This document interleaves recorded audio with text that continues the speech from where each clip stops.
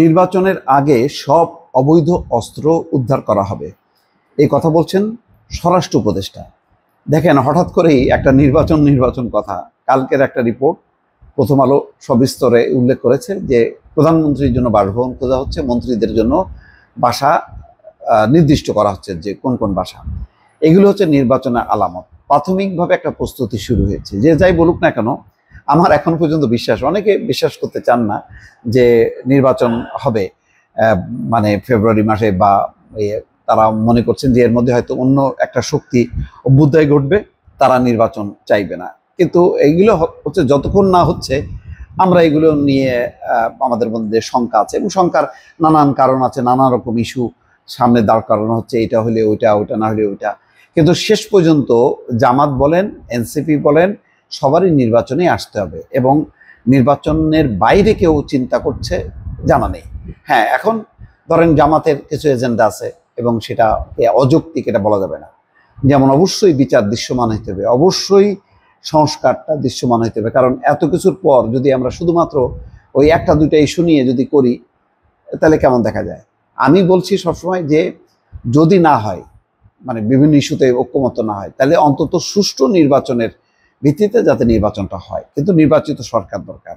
তা না হলে অনেকে ইন্টারিম গভর্নমেন্টকে পাত্তা দিতে চায় না, প্রশাসন, পুলিশ বলেন, তারা পাত্তা দিতে চায় না, এবং বিভিন্ন জায়গায় দলগুলো জেগে বসতে থাকবে।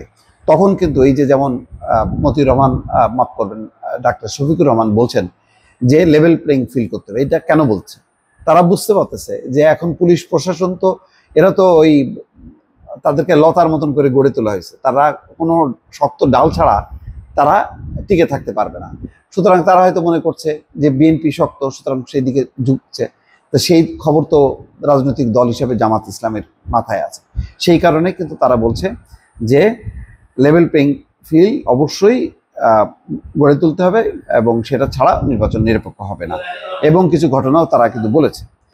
আসন্ন নির্বাচনকে সামনে রেখে গণঅভ্যুত্থানে লুট হওয়া অস্ত্রসহ সারা দেশে অবৈধ অস্ত্র উদ্ধারে তৎপর রয়েছে আইন শৃঙ্খলা বাহিনী। নির্বাচনকে কেন্দ্র করে বাকি অস্ত্র দ্রুত সময়ের মধ্যে উদ্ধার করা সম্ভব হবে বলে জানিয়েছেন অন্তর্বর্তী সরকারের স্বরাষ্ট্র উপদেষ্টা জাহাঙ্গীর আলম চৌধুরী।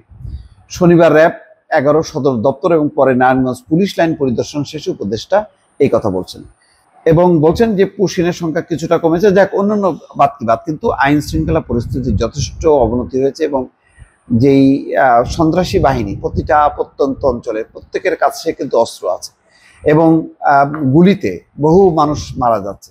রাজনৈতিক দলগুলো নিজেদের মধ্যে বিবাদে এবং অন্য পক্ষের সঙ্গে সংঘাত।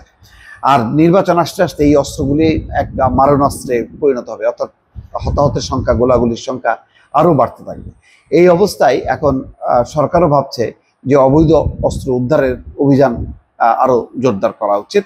তা নাহলে নির্বাচন যত ঘনায় আসবে, তত বেশি একটা সন্ত্রাসী ঘটনার মধ্য দিয়ে পুরো পরিবেশটা একটা এমন অবস্থায় যাবে যা সুষ্ঠু নির্বাচন করা কোনোভাবেই সম্ভব হবে না। দর্শক, ভালো থাকবেন। আল্লাহ হাফিজ।